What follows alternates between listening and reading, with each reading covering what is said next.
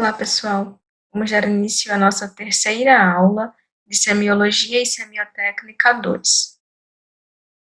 Hoje nós vamos falar sobre segurança do paciente e mais na frente a gente também vai falar sobre eliminação urinária e sondagem. Tá? Então, começando com relação à segurança do paciente, nós temos que, historicamente, a qualidade e segurança do paciente, ela sempre esteve relacionada aos desafios que o profissional da saúde deve buscar sempre, o aprimoramento da assistência, desde que ela seja livre de danos, que ela seja norteada por uma eficácia, que ela seja eficiente, que procure sempre ter conhecimentos técnicos, científicos, associados a modernas tecnologias. Então, a segurança do paciente ela é pensada desde sempre, né?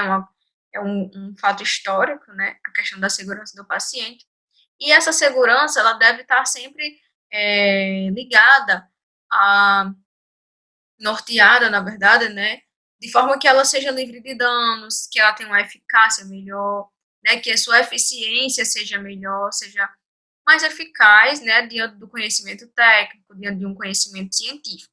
Então, historicamente, a segurança do paciente é vista dessa forma, né?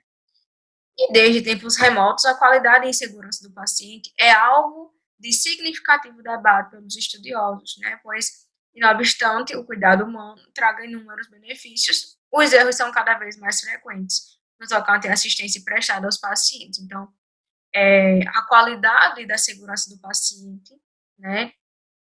Embora muitas vezes a assistência prestada traga benefícios, muitas vezes tem trazido malefícios. E aí é visto de que muitas das vezes se tem mais malefícios do que benefícios diante da assistência prestada. Então é nesse momento que entra a segurança do paciente, justamente para diminuir esses agravos, para diminuir esses erros que são tão frequentes diante da assistência prestada ao paciente. E aí, visando a primazia e a assistência segura, livre de erros, a Aliança Mundial, né, foi criada a Aliança Mundial para a Segurança do Paciente desde 2004, né, e essa Aliança Mundial elaborou programas e ações que têm por objetivo sensibilizar, né, e mobilizar profissionais de saúde a fim de promover a segurança do paciente em todos os contextos e realidade no cenário mundial. Então, veja que, a nível mundial, nós temos a Aliança Mundial para a Segurança do Paciente, que dá alguns nortes, que cria alguns programas para que a segurança do paciente seja mais eficaz. E no Brasil, desde 2013, o Ministério da Saúde, juntamente com a Anvisa, inseriu o tema segurança do paciente, tanto no Sistema Único de Saúde, né, o sistema público, como no sistema privado. E lançam, dessa forma, o Programa Nacional de Segurança do Paciente, que é denominado PNSP. Esse programa ele tem como objetivo geral, né, contribuir para a qualificação do cuidado em todos os estabelecimentos de saúde do território nacional, sejam eles públicos ou privados, né, e elaborando estratégias que permitam concretizar a qualidade da assistência destinada a esses pacientes. Tá? Então, esse programa ele busca trazer cada vez mais estratégias, a gente vai ver mais na frente protocolos, para que a segurança do paciente ela seja melhorada, tenha uma maior qualidade e seja mais eficaz. E nesse sentido, como eu já falei, esse programa elaborou protocolos básicos para orientar profissionais na ampliação de segurança do paciente nos serviços de saúde. Então, a gente pode perceber que esses protocolos auxiliam muito na questão da melhora dos erros, na diminuição dos erros diante do cuidado prestado ao paciente. Tá? Então, a gente vai ver alguns desses protocolos, certo? Vai ver para que serve, qual o objetivo de cada um desses protocolos. E protocolo nada mais é do que regras, né? São regras. Regras que devem ser seguidas, né? Que diz, olha, faça dessa forma, porque dessa forma vai gerar menos dano, vai gerar menos erros, a qualidade da assistência vai ser melhor. Então, é isso que os protocolos fazem. Então, para começo de conversa, a gente tem o protocolo de identificação do paciente, que busca minimizar a ocorrência de incidentes no momento da identificação dos pacientes. Então, o processo de identificação deve assegurar que o cuidado seja prestado ao doente certo. Mas sempre é importante perguntar o nome do paciente, conferir o nome dele no prontuário, saber se é realmente aquele paciente, se é a mesma aquela idade, se é aquele mesmo endereço, se for possível perguntar ao paciente para ser confirmado. O protocolo para a prevenção de lesão por pressão não tem por finalidade a prevenção de lesões de pele, visto que é uma das consequências mais comuns de longa permanência em hospitais, né? E a ocorrência é maior quando há uma combinação de fatores de risco, como a idade avançada, a restrição ao leito. Então, hoje a gente chama lesão por pressão, antes se chamava úlcera por pressão, hoje a gente já não usa mais essa nomenclatura. Então, quando vocês ouvirem lesão por pressão, é a mesma coisa da úlcera, só que hoje a gente usa lesão, certo? Então, os pacientes estão mais suscetíveis a desenvolverem a lesão por pressão, principalmente aqueles pacientes que já estão com uma longa permanência em hospitais, pacientes que têm uma combinação de fatores como idade avançada, restrição ao leito. Então, todos esses pacientes, eles tendem a ter lesão por pressão. E aí é justamente com o protocolo que se evita esse tipo de lesão. Protocolo de segurança para prescrição, uso e administração de medicamentos. Então, tem o objetivo de assegurar práticas seguras no uso da administração de medicamentos nas instituições de saúde. Em conformidade com alguns estudos, os eventos adversos decorrentes de administração de medicamentos provocam 7.000 mortes por ano nos Estados Unidos, acarretando custos tangíveis e intangíveis. Então, é importante a gente perceber e estar sempre atento com relação à prescrição desses medicamentos, né? E, muitas vezes o paciente é alérgico à dipirona, por exemplo, e o médico na correria acaba não lendo ou não percebendo e acaba prescrevendo dipirona ou medicamentos que contêm dipirona para um paciente que é alérgico. A gente precisa ter esse cuidado de olhar, de verificar quem é o paciente, se ele pode tomar essa medicação, certo? E por onde é que a gente vai administrar, né? Porque às vezes pode acontecer de você não entender a letra do médico, entender que é endovenoso ou entender que é intramuscular e, na verdade, ser endovenoso. E acabar administrando uma grande quantidade de medicação em um local que não podia ter recebido. Protocolo para cirurgia segura. Estabelece medidas para a redução de ocorrência de incidentes e de mortalidade cirúrgica, o que possibilita o aumento da segurança na realização do procedimentos cirúrgicos por meio de uma lista de verificação de cirurgia segura desenvolvida pela OMS. Então, esse protocolo de cirurgia segura já nos traz que, além dele, aliás, dentro desse protocolo, existe a lista de verificação de cirurgia segura, né? Então, além do protocolo já vir dizendo a base, as regras, ele ainda acrescenta uma lista de verificação cirúrgica para fazer a complementação desse protocolo, que é muito importante, né? E nessa lista deve ter o nome, o paciente, qual é o tipo de cirurgia, né? As alergias desse paciente, se precisar de amputação, qual membro deve ser amputado. Então, tudo isso é avaliado e é visto diante de uma cirurgia segura. Protocolos para a prática de higiene de mãos em um serviço de saúde. Então, congrega informações, medidas sobre a promoção na higiene das mãos de serviços de saúde. E é a principal abordagem em prevenção de controle de infecções relacionada à assistência de saúde, que é chamada de IRAS, né, infecções relacionadas à assistência de saúde, visando a segurança do paciente, dos profissionais de saúde e de todos aqueles envolvidos nos cuidados aos pacientes. Então, o nível de infecção, né, transmitida aos pacientes é diminuída diminuído drasticamente, né? Então, um dos meios mais importantes para se prevenir infecções hospitalares é a lavagem correta das mãos. Então, também para isso existe um protocolo, né? A maneira correta de se lavar, com o que lavar, o que é mais eficaz. Então, o protocolo está aí justamente para nos dar esse norte. O protocolo de prevenção de quedas tem como meta reduzir a ocorrência de quedas de pacientes nos pontos de assistência e o dano dela decorrente. Isso a partir da implementação de medidas que contemplem a avaliação de risco desse paciente, garantindo o cuidado mútuo profissional em um ambiente seguro que promove a educação do paciente, familiares e profissionais.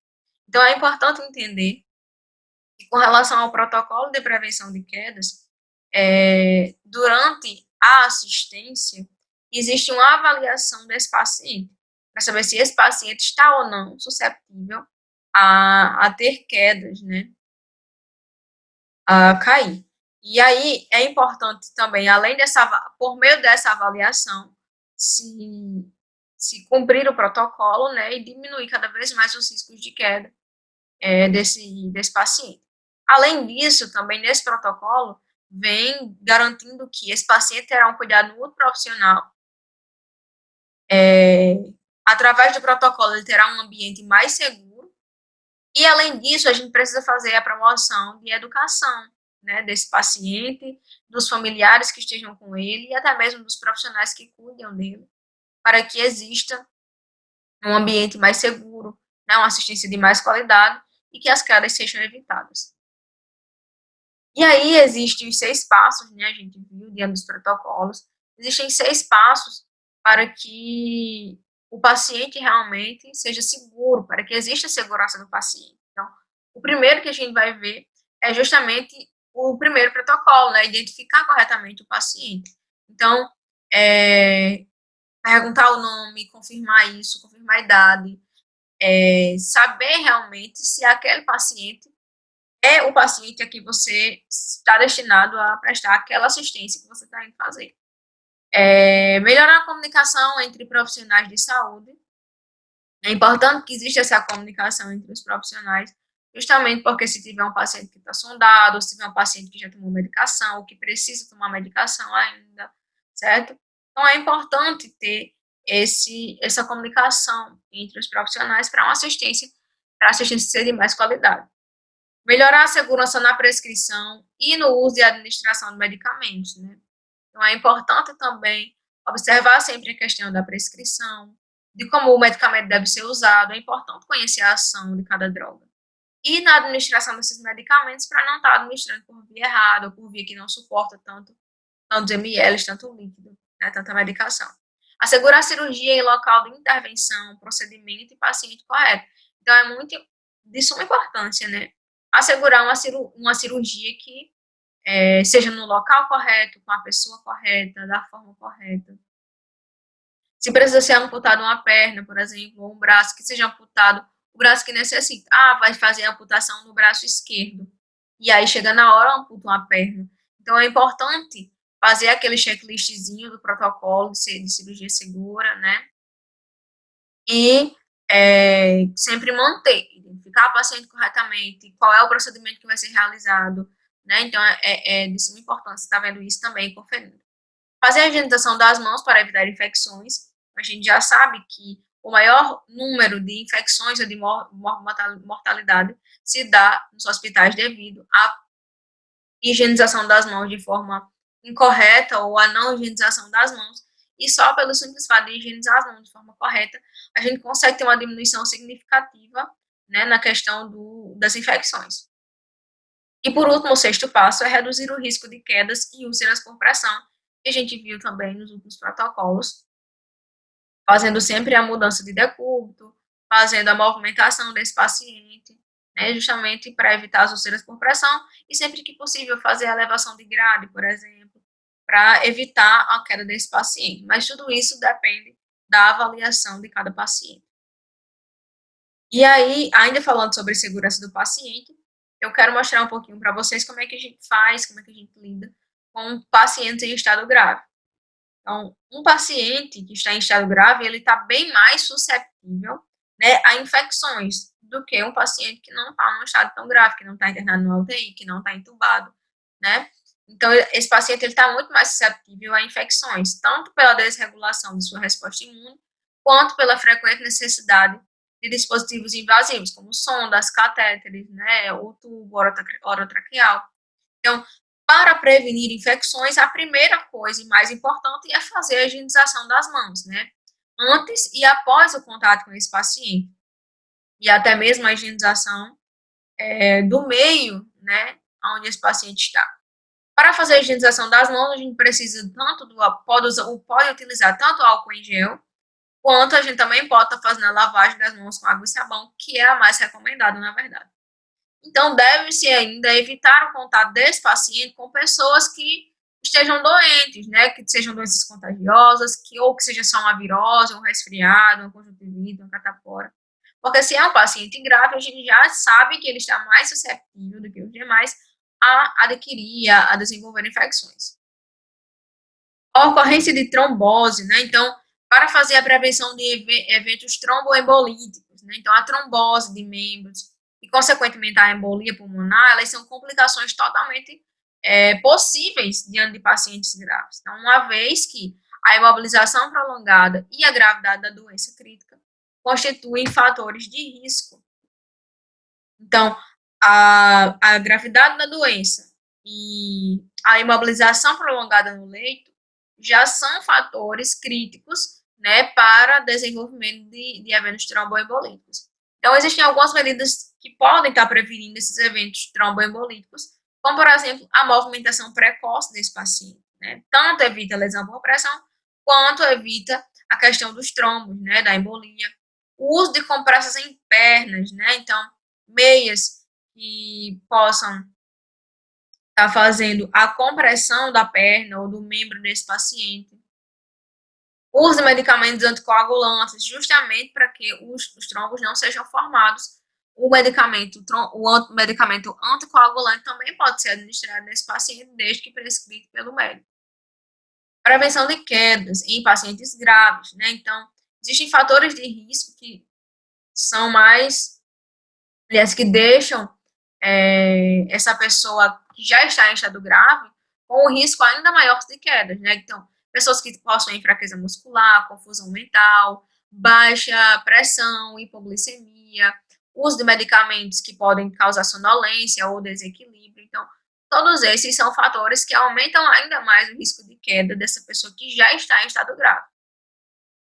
Medidas que podem ser utilizadas para minimizar o risco dessas quedas podem ser, por exemplo, a manutenção das barras laterais elevadas. Então, se a cama do paciente tem grades laterais, se esse paciente corre risco de queda, a gente precisa fazer o elevamento dessas grades na maca. Movimentação do paciente somente com a ajuda da equipe da UTI.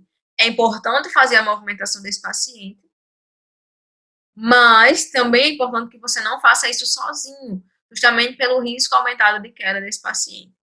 É importante sempre contar com a ajuda da equipe. O uso eventual de contenção mecânica, especialmente em caso de pacientes desorientados e agitados. Então, se o paciente está desorientado, está agitado, você percebe, você entende, diante da avaliação, que esse paciente ele tem um risco aumentado para quedas, então, também pode ser feito uma contenção mecânica desse paciente para evitar que ele caia. Prevenção com relação ao erro na administração de medicações. Então, prevenção do erro de administração de medicamentos, principalmente a pacientes graves na UTI, ela é realizada todos os dias de uma forma muito rotineira. E é sempre feito através da correta identificação do paciente, lembrem-se, do rastreamento de incongruentes de prescrições, pelo uso do sistema de checagem, né, medicação correta, paciente correto, e aí a gente vai entrar nos certos da medicação. Né? Então, a fim de garantir a segurança desse paciente, é necessário que os profissionais de enfermagem saibam e utilizem os certos da medicação. Então, quando eu estudava, quando eu fazia faculdade, existiam apenas 5 certos da medicação. E ao longo dos anos foram se acrescentando alguns, né? Chegou aos 7. Hoje a gente tem comprovado cientificamente os 9 certos, né, da medicação. Então, esses são alguns fatores que contribuem para a segurança desse paciente, né, e fazem a prevenção do erro da medicação. Então, nós temos 9 certos: a medicação certa, paciente certo, registro certo, dose certa, via certa, horário certo, ação certa, forma farmacêutica certa e o monitoramento certo. Então, diante da medicação certa, a gente pode ver o quê? Que é necessário sempre fazer a conferência, né, dessa medicação, se essa medicação que eu peguei para administrar no meu paciente realmente é a mesma que está lá prescrita, porque com a correria né, nos hospitais, nos postos de saúde. Existem muitos tipos de medicamentos com embalagens parecidas. Então, é importante evitar qualquer tipo de confusão. Então, sempre que puder, faça essa verificação dessa medicação certa, né? Então, no momento que a gente pega a medicação, é importante se certificar se aquela embalagem, aquele medicamento é o mesmo medicamento que está lá descrito na embalagem, analisar sempre se os nomes batem com a prescrição médica. E, além disso, também é importante perguntar ao paciente se ele tem algum tipo de alergia, porque às vezes nem está lá na ficha, porque não deu tempo, porque o paciente esqueceu, ou porque quem foi informar não sabia. Perguntar ao paciente se ele tem alergia àqueles medicamentos, aqueles medicamentos, né, que vão ser administrados. Então, é sempre importante confirmar novamente com relação à medicação, se ele tem alergia, se aquela medicação é a mesma que está dentro, é a mesma que está na caixa, é a mesma que está na prescrição, certo? Paciente certo. Então, é muito importante sempre dividir realmente as responsabilidades nas etapas, e para evitar qualquer tipo de erro na administração dos medicamentos, é importante fazer sempre a identificação desse paciente, a identificação certa. E aí, nesse ponto, nós precisamos sempre analisar nome completo, data de nascimento, registro na ficha, a etiqueta do paciente. E também é importante confirmar com o paciente esses próprios dados, né, que estão lá descritos para eliminar qualquer chance de que esse paciente tenha sido trocado com outro, né, que as fichas tenham sido trocadas, por exemplo. E aí, dessa forma, a gente vai ter certeza qual foi a medicação prescrita e para quem foi, de certeza, a medicação prescrita.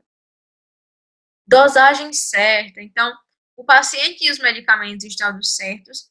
Agora, a gente precisa conferir a dosagem indicada, né? Qual é a dosagem que está lá descrita na prescrição. Então, a dosagem, ela é sempre receitada de acordo com o paciente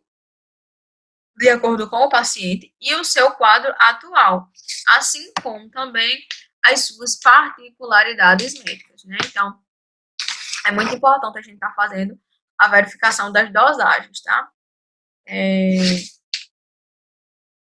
Aí nós vamos ver agora com relação à via certa, né? Então, ainda falando sobre a dose certa, é muito importante que a gente sempre seja fiel à prescrição, certo? Nem mais, nem menos do que já está lá prescrito. Com relação à via certa, os efeitos e também a agilidade do medicamento no organismo do paciente vai depender diretamente de sua via de aplicação, né? Então, tem vias que têm uma absorção mais rápida do que outras vias. Do mesmo jeito que tem medicamentos que precisam ser absorvidos de forma mais lenta do que outros. Então, é importante a gente prestar atenção qual é a via que a gente vai administrar aquele medicamento. Então, essa via, ela sempre vai ser indicada pelo médico que está prescrevendo a medicação. E aí, nessa etapa, o profissional de enfermagem, ele deve confirmar sempre onde a injeção deverá ser aplicada, onde o medicamento deverá ser aplicado, de acordo com a prescrição. Então, pode ser intravenosa, subcutânea, intramuscular, tá? Podem ser em qualquer via de administração. Então, é sempre importante estar vendo qual é a medicação, qual é a via, porque a gente sabe que dependendo da via, se tem uma quantidade X de ml que a gente pode administrar. Hora certa. Então, a administração de um medicamento, ela deve ser feita preferencialmente sempre no mesmo momento, né, das aplicações anteriores. Por isso, o quinto, né, o quinto certo é justamente verificar a hora indicada e garantir que esse procedimento seja realizado sem nenhum tipo de atraso. E aí, caso a medicação precise ser preparada com antecedência, será necessário redobrar sempre essa atenção, né, em relação ao período de estabilidade do fármaco, com relação às questões de armazenamento até o momento que ela vai ser aplicada. registro certo. Então, o registro certo, ele envolve todos os procedimentos que foram já realizados com o paciente, assim como nome de medicação, hora que foi administrada, tempo de ação do medicamento. E aí esse documento ajudará no caso de mudanças de turno, né? Por quê? Porque se você registrou, o próximo que vier, se olhar no prontuário desse paciente, vai entender que ele já tomou a medicação, se vai precisar tomar daqui a 5 horas de novo, né? Então, saber que já foi prestado o cuidado e não precisa ser prestado novamente até que se necessite. Com relação ao registro, será sempre possível dar continuidade a esse tratamento com a maior segurança, sempre evitando repetir medicações, confundir procedimentos, certo? Então, fica mais fácil se tiver registrado. Se não tiver registrado, pode ser que se faça 2 vezes uma medicação ou até mais, né? Pode ser que o cuidado que seja prestado seja dado de forma excessiva, justamente pela falta do registro. A ação certa, né? Então, é importante abordar o paciente, né, desferir uma ação a esse paciente de uma forma correta, né? Então, o que a gente pode fazer? Essa ação, essa abordagem, ela é um dos passos mais importantes para que esse momento ele realmente seja tranquilo, transparente. Além de saber como tratar e explicar o procedimento para o paciente, o enfermeiro, o técnico, ele também deve estar disposto a responder qualquer dúvida desse paciente e sempre transmitir segurança na hora de aplicar a medicação.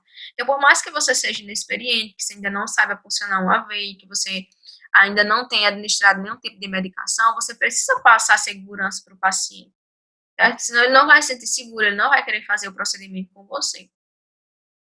E aí, ao ter conhecimento sobre o que realmente está sendo aplicado, para que serve o medicamento, o paciente ele vai se sentir muito mais seguro e todo aquele procedimento vai se tornar bem mais fácil. Aí a forma farmacêutica que é a correta, né? Então a forma farmacêutica que está correta é justamente a questão das condições do paciente, né? É sempre importante, nesse momento, avaliar as condições do paciente, né? Se por algum acaso esse paciente for receber algum tipo de medicação que é mais forte, mas você está percebendo que aquele paciente está muito debilitado, então é importante, é necessário que se contacte o médico, né, para ver se é realmente necessário prosseguir com aquele medicamento tão forte, se não pode mudar, enfim. Realmente avaliar como é que está o paciente diante desse momento. O monitoramento correto, que é o nono e último certo, é sempre importante, diante desse monitoramento, observar atentamente o paciente que foi medicado. Por quê? Porque nesse momento é essencial a gente conferir os efeitos desejados, se os efeitos estão sendo obtidos, né? Se qualquer outro efeito que a gente não esperava está acontecendo, né? A sonolência, por exemplo, o coração com taquicardia. Então, é importante sempre estar monitorando esse paciente para ver se ele não está apresentando nenhum outro tipo de efeito que a gente não estava esperando. E tudo isso que acontecer deve ser detalhado no registro do paciente. Sempre que possível, questione o próprio paciente, pergunta a ele, pergunta ao acompanhante se está sentindo alguma coisa, se teve alguma coisa diferente após a administração dessa medicação. E tudo isso, né, essa avaliação ajuda diretamente na continuidade da assistência, certo?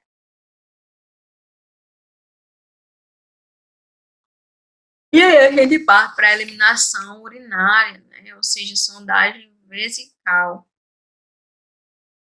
E aí a gente vai começar falando sobre o sistema urinário, né? Então, é importante, a gente vai falar sobre a eliminação urinária, que a gente conheça o sistema urinário. Tá? Esse sistema ele é composto pelos rins, que são dois, pelos uréteres, pela bexiga e pela uretra. Tá? Então, como a gente já viu, os rins eles vêm em dois, né? Temos dois rins, e ambos estão ao lado da coluna vertebral, e devido à localização anatômica, o fígado devido à localização anatômica do fígado, esses rins eles vão estar é, um vai estar mais acima do que o outro. Então, o rim esquerdo ele é ligeiramente superior ao direito. Tá? Então, é, tem alguns problemas que são muito comuns diante da eliminação urinária, como, por exemplo, a infecção urinária. Tá? Então, as infecções do trato urinário são bem mais comuns e são adquiridas durante os cuidados de saúde, sendo que 80% aí são ocasionados pelo uso de catéter uretral, né, que é justamente o que a gente vai ver com relação à sondagem. Além disso, essas infecções são consideradas a principal causa de morbidade e de gastos relativos à assistência à saúde em pessoas de faixa etária, de qualquer faixa etária. Então, a infecção urinária ela pode atingir qualquer pessoa, né, independente da idade. E, geralmente, pessoas que fazem uso de catéter vesical, de catéter uretral, de sondagem vesical, elas têm uma tendência, né, uma probabilidade maior, na verdade, de desenvolver infecção urinária, como a gente pode ver. E aí, de acordo com Gomes, né, 2018, medidas como consumir quantidade adequada de líquidos, secar bem a área perineal, começando pela uretra e finalizando na região anal, tomar banho de chuveiro em vez de banho de banheira, quem tem, né? Evitar sempre o uso de roupas apertadas, utilizar roupas íntimas de algodão, se possível, entre outros. Pode estar promovendo a saúde, bem como diminuindo a gravidade das infecções. E a gente pode ver que são ações bem simples. E aí, outro problema muito comum é a retenção urinária, né? Que essa retenção, ela é caracterizada quando a urina ela é produzida de forma normal, mas só que a bexiga ela não consegue se esvaziar de forma adequada. Ou seja, ela é incapaz de responder ao reflexo de micção. Então, dessa maneira, a urina sempre vai estar lá de forma contínua, se acumulando, né, na bexiga, causando uma sensação de pressão, desconforto, sensibilidade na síntese pública, agitação e até mesmo sudorese. Então, a gente acaba encontrando esses sinais e sintomas em um paciente que está com retenção urinária. Né? Então, a urina está sendo produzida, mas a bexiga não consegue eliminar essa urina retendo, por isso retenção urinária. E aí, nos casos de retenção, o indivíduo pode liberar apenas algumas quantidades, pequenas quantidades de urina, poucas vezes, né, durante uma hora, ou pode até mesmo perder urina em gotas. Mas, ainda assim, não dá para aliviar o desconforto, não dá para aliviar essa ansiedade, né, por estar com urina retida. Não dá para aliviar. Então, alguns fatores que podem estar relacionados com essa retenção urinária é o uso de certos medicamentos, é um crescimento anormal da próstata, um prolapso uterino, até mesmo o parto pode estar contribuindo para essa retenção urinária, alguma lesão cirúrgica, ansiedade, e como a gente viu lá no começo, a questão do catéter uretral também pode estar levando não só a infecções, como também a retenção urinária. A incontinência urinária é exatamente o contrário da retenção urinária, né? Enquanto que na retenção retém a bexiga, não consegue eliminar a urina, aqui ela não consegue segurar a urina. Então, a incontinência urinária é a perda involuntária da urina ocasionada pela incapacidade da bexiga retê-la. Então, pode ser temporário, pode ser algo permanente, pode ser de caráter contínuo ou até mesmo intermitente. Afeta pessoas de todas as idades, porém, a gente sabe que o mais comum são em pessoas idosas e pode acontecer, principalmente, é mais incidente em mulheres. E essa incontinência, ela pode prejudicar a imagem corporal da pessoa, levar à perda de independência, fazer com que essa pessoa evite de participar de atividades sociais, justamente devido a esse desconforto, ao odor, ao constrangimento, às roupas molhadas. A gente sabe que realmente o pessoal olha, o pessoal julga, então, tudo isso prejudica a imagem dessa pessoa. Então, a gente ainda, sobre a incontinência, é importante destacar que ela não é uma característica inevitável da doença, assim como também não é do envelhecimento, e frequentemente ela pode ser revertida, ela pode ser tratada, isso independente da idade. E esse procedimento, essa sondagem vesical, ela consiste na inserção de um catéter na bexiga por meio da uretra. Tem como função promover um fluxo contínuo de urina e, em casos de obstrução, ou quando o indivíduo não consegue controlar a micção, e também ajuda na obtenção de amostras de urina, é livre de contaminação. Por quê? Porque vai ser um sistema fechado, um sistema de forma que vai ser feito no paciente de forma estéril, né? Então, óbvio que a gente vai conseguir amostras de urina de forma mais livre de contaminação. Além disso, existe a possibilidade de uma maneira de avaliar a produção de urina em enfermos que estejam hemodinamicamente instáveis, certo? Então, para quem que é indicado esse fluxo, aliás, essa sondagem vesical, né? Para pessoas que têm o fluxo de urina bloqueado por cálculos renais, por coágulos de sangue, na urina, por hipertrofia da próstata. Então, são pessoas que têm indicação para a sondagem vesical. Pessoas que fizeram cirurgia de próstata, cirurgia na área digital, como o reparo de fratura de quadril, ou mesmo na remoção de câncer pélvico, lesões nos nervos da bexiga, lesão da medula espinal, condição que prejudica a função mental, como a demência vascular, por exemplo, medicamentos que prejudicam a capacidade dos músculos da bexiga contrair.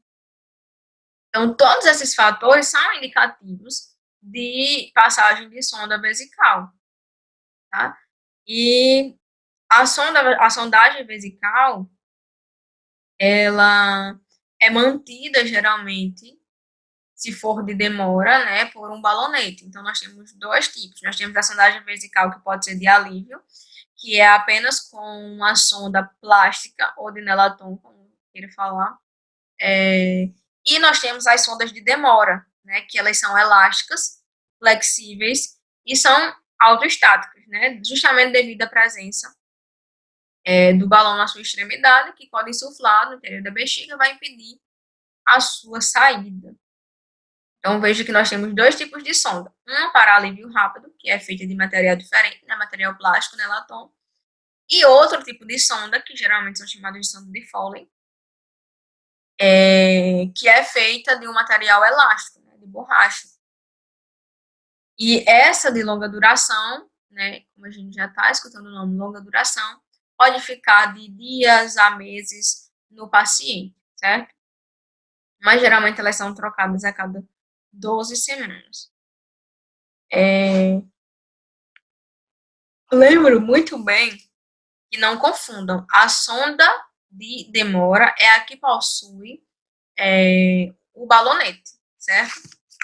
A sonda de alívio, ela nem fica no paciente e nem tem o balonete para fixar, justamente porque ela não fica no paciente. E aí, essa sonda de Foley, ou também pode chamar ter outro nome, chamada de sonda de Owens, né, quando tem 3 vias. Geralmente, todas são chamadas de Foley. E aí, pode ter a sonda de Foley de 2 vias ou de 3 vias, tá? E aí, a que tem 2 vias, uma via é para encher o balonete, né, para fazer a fixação com o balonete. E a outra via é para fazer a coleta de urina, caso necessite. A sonda que tem a terceira via geralmente é usada para fazer a irrigação. E essa irrigação é justamente a necessidade de estar introduzindo soluções para o tratamento, né, de irritação de alguma infecção na bexiga. Ou quando o paciente precisa prevenir a obstrução do trato urinário, quando esse paciente está desenvolvendo coágulos, fragmentos pós-cirúrgicos, é feita essa sondagem vesical com uma sonda de Foley, que é a de demora, e é feita a irrigação através dessa terceira via. E aí eu trago para vocês darem uma olhada nas sondas, né? A sonda A é a sonda de alívio, né? Veja que ela é feita de material plástico, ela não possui balonete, justamente porque ela é de alívio, ela não fica no paciente. E aí nós temos as sondas de Foley de 2 e de 3 vias, né? De 2 vias a gente já viu que é para uma via é para o balonete, né? Para fixação, e a outra via para a coleta de urina. e aqui tem 3 vias, a terceira via serve para fazer irrigação. E aí eu trago também mais abaixo nas imagens a bolsa coletora, né, que na hora de fazer o procedimento ela deve ser conectada à sonda. E aí mais próximo, na imagem seguinte, nós temos como é a ponta da sonda, né, tem essa abertura, que é por onde vai ser absorvida, vai ser drenado a urina.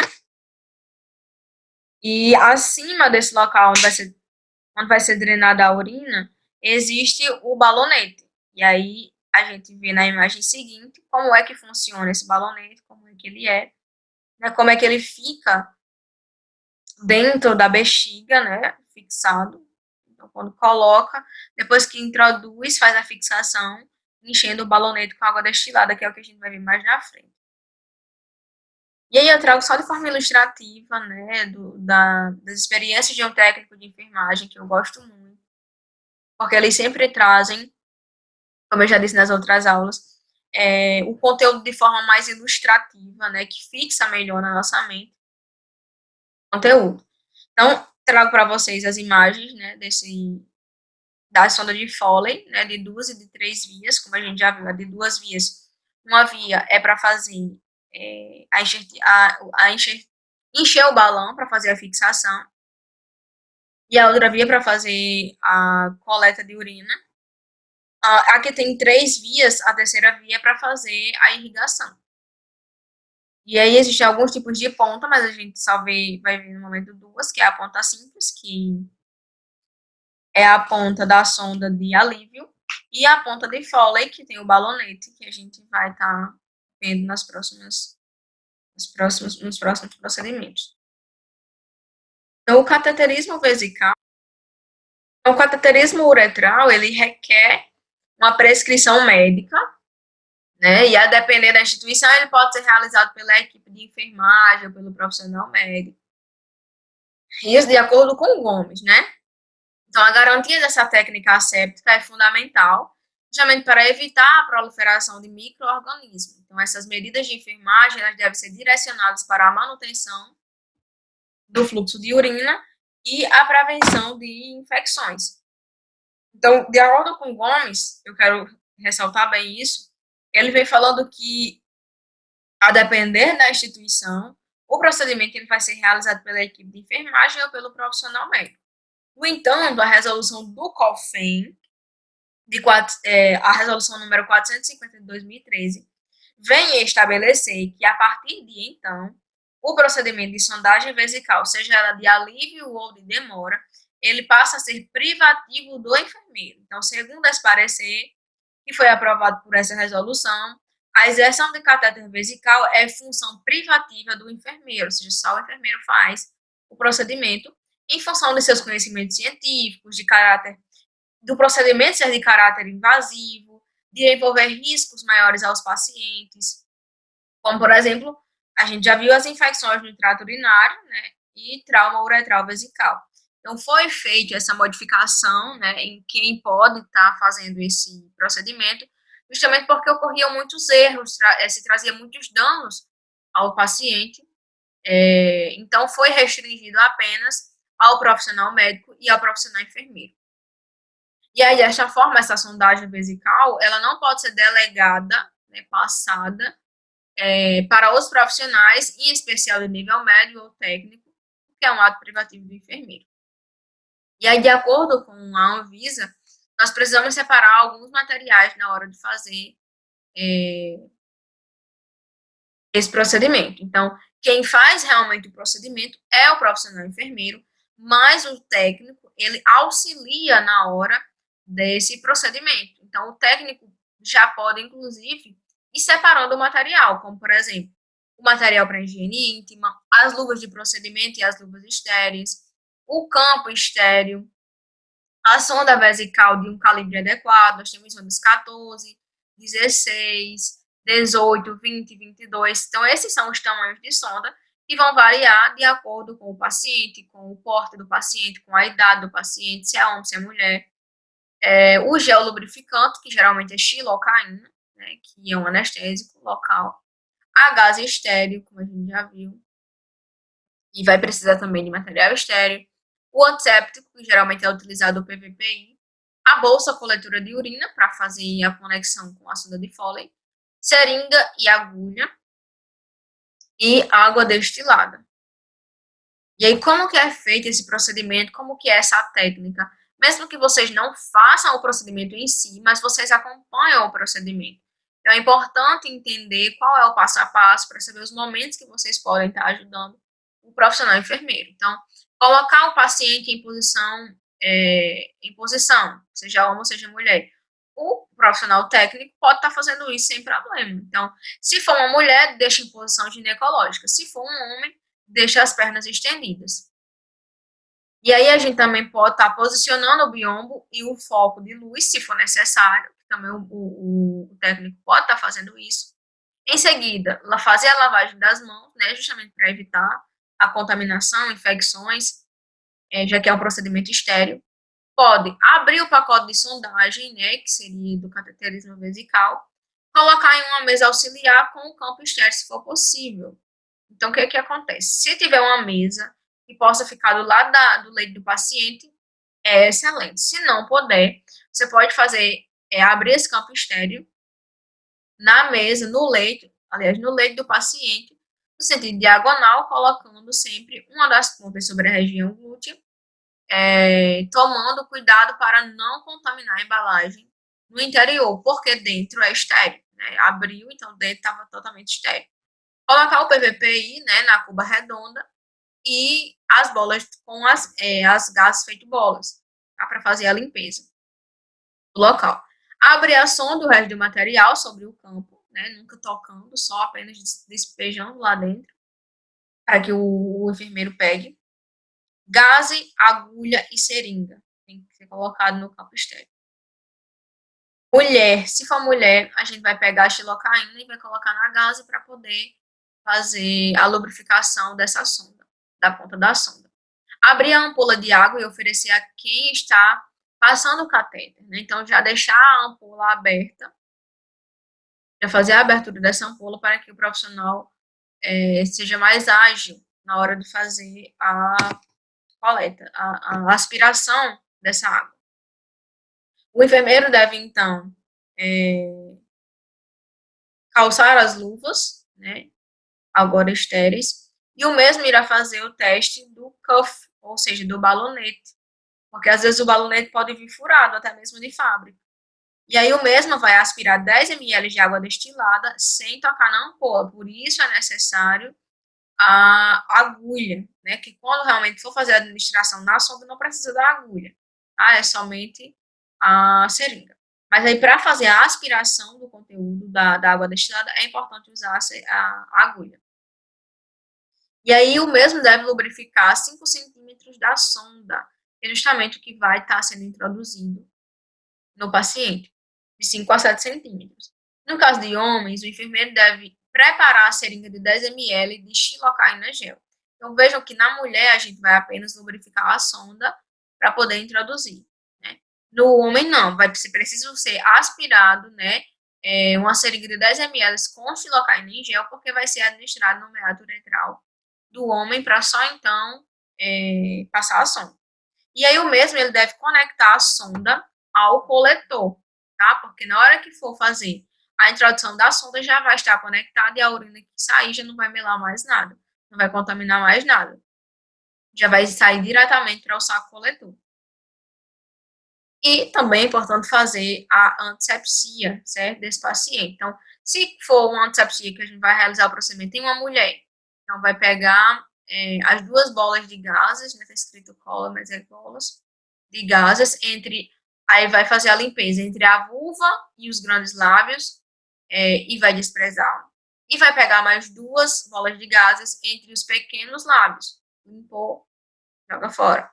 E aí, mais uma bola de gaze para limpar o meato uretral, sempre limpar de forma circular.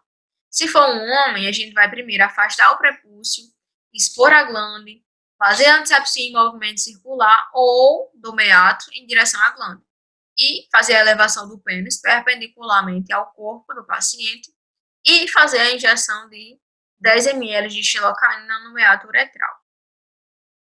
O enfermeiro ele vai realizar a introdução da sonda, já pré-conectada, como a gente viu anteriormente, ao coletor de drenagem do sistema fechado, vai manter a sonda lubrificada, né, vai ser lubrificada de 5 a 7 centímetros do meato uretral, que é o que vai ser introduzido, utilizando sempre estreitamente uma técnica asséptica. Em caso de mulher, se a urina não aparecer, isso é um ponto muito importante, a gente precisa verificar se a sonda não está na vagina, porque é um lugar muito próximo e muita gente, às vezes, confunde, né, o local de onde sai a urina, né? Então, a urina, ela não sai da vagina, ela sai do meato uretral.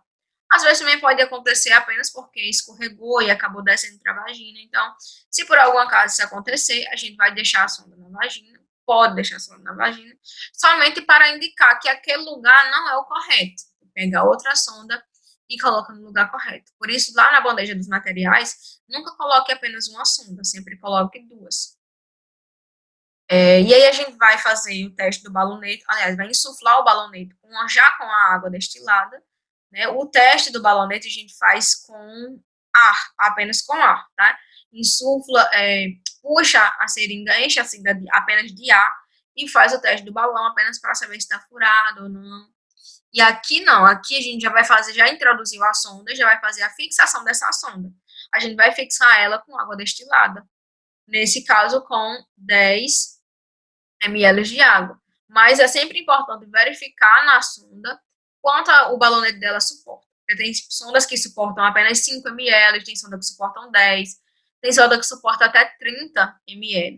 Então, sempre de acordo com o CC, né, descritos na própria sonda, que é a capacidade do cuff, né, a capacidade do balonete de ml que ele suporta.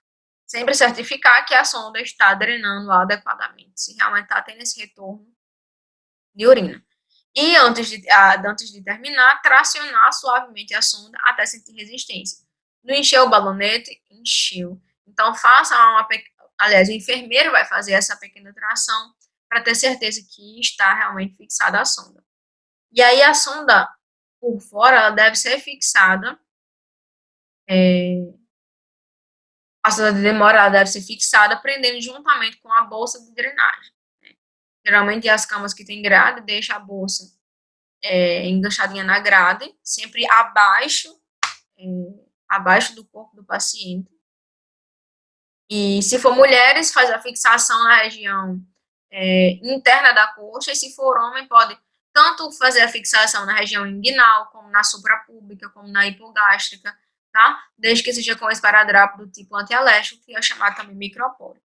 Sempre fazer a anotação, né? Realizar a anotação da data que foi inserida a bolsa coletora de urina. Então, na hora que termina o procedimento, é possível escrever na própria bolsa a data que foi colocada essa bolsa coletora, tá? E aí, secar bem a área, manter o paciente confortável, lavar as mãos, realizar a anotação de enfermagem, anotar e carimbar, como a gente já viu em outras aulas, e manter o ambiente desse paciente em ordem. E é como é que a gente pode estar fixando essa sonda, tá? Em mulheres, na face interna da coxa, e em homens, tanto na região inguinal, quanto na região hipogástrica, né, por exemplo, pode estar se fazendo também essa fixação.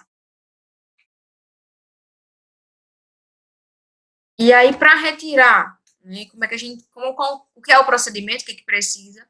A gente vai precisar de um saco de lixo para conter os desinfectantes, luva de procedimento e seringa de 20 ml, as luvas de procedimento, porque aí já vai estar tudo infectado e não precisa ser mais estéril.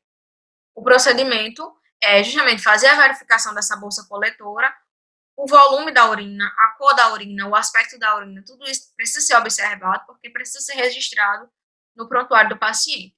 Calçar luvas de procedimento, aspirar a água destilada do cuff ou balão. Por quê? Porque botou 10 ml, por exemplo, você precisa retirar os 10 ml, senão a sonda não vai sair, e se sair e ainda tiver algum líquido lá dentro, pode sair lesionando o meato uretral desse paciente. Retira a sonda e despreza no lixo. E aí, para finalizar, eu trago só para vocês algumas terminologias que, diante dessa eliminação urinária, a gente precisa entender, tanto para falar quanto para se a gente encontrar lá no prontuário do paciente, a gente entender o que é que está sendo dito. Então, a anúria, então, sempre que vocês encontrarem anúria, é referente à ausência de urina, né? Não tinha urina. Quando, por exemplo, se foi fazer a retirada da sonda com a bolsa coletora. A bolsa coletora, ela tinha sido esvaziada há pouco tempo, então não tinha. Então, o paciente estava com ausência de urina na bolsa coletora, estava em anúria. Disúria, dificuldade ou dor ao urinar. O paciente refere isso, né? Pode referir. Diurese, formação de urina, o período de formação de urina. Enurese é a incontinência urinária, como a gente já viu, é a incapacidade de reter urina. Glicosúria é a presença de açúcar na urina. O globo vesical é justamente esse volume que é observado na região pubiana ou abdominal inferior, devido ao acúmulo excessivo de urina na bexiga. Então, o acúmulo excessivo de urina, né, ou seja, a retenção urinária, gera o globo vesical, que é justamente o abdômen um pouco mais alto, na verdade. Não o abdômen, mas, por exemplo, a sínfise pública, que é onde mais ou menos fica localizada a bexiga. Então, a gente vê mais alto, né, vê dessa forma globoso. A hematura, que é a presença de sangue na urina, pode acontecer, né, de estar lá olhando o aspecto, a cor, e aparecer não só o amarelo, não só o cor d'água, não só turvo, mas também aparecer raios de sangue. Então, você diz que tem hematúria, né, presença de sangue na urina. Micção é a eliminação da urina, né, o ato de eliminar. Nictúria, a micção excessiva durante a noite. Então, urinar várias vezes, né, chama-se à noite, chama-se nictúria. Oligúria seria a eliminação urinária diminuída, né? A piúria seria a presença de pus na urina. Na hora de observar, a gente consegue ver isso. Polaciúria seria a emissão frequente de urina. E a poliúria seria a eliminação excessiva de urina. Eliminação excessiva. Não só durante a noite, durante todo o dia. E a urina residual seria a urina que permanece na bexiga depois da micção, né? Ou seja, depois da eliminação de urina, ainda existe urina lá, e o que sobrou chama-se de urina residual. Então, com isso, a gente conclui a nossa terceira aula. Eu lembro a vocês que todo esse conteúdo, não só da aula de hoje, nem das aulas passadas, nem das aulas que ainda vão ser postadas, esse conteúdo, ele é essencial para o momento de estágio de vocês. Então, eu recomendo muito que vocês estudem bastante, se precisar, revejam o conteúdo, né? Façam a atividade, porque a atividade, que inclusive vai estar disponível lá mais abaixo, ela é uma forma de testar o conhecimento de vocês, de onde vocês errarem, vocês consertarem. Esse é o momento realmente de errar, né? É antes de ir para o campo de estágio. Então, observem, estudem, vejam esse vídeo por completo, se precisar, reveja de novo. Imprimam os slides, estudem por eles, pela atividade. Então, sempre estejam reforçando esses assuntos, sempre estejam revendo, porque é algo que é muito corriqueiro no dia a dia, principalmente na área hospitalar, tá? Então, estarei deixando disponível, como sempre, as aulas, não só em slide, não só em vídeo, né, não só em PowerPoint, mas também em PDF, assim como também estarei deixando a atividade, certo? Então, era isso e bons estudos.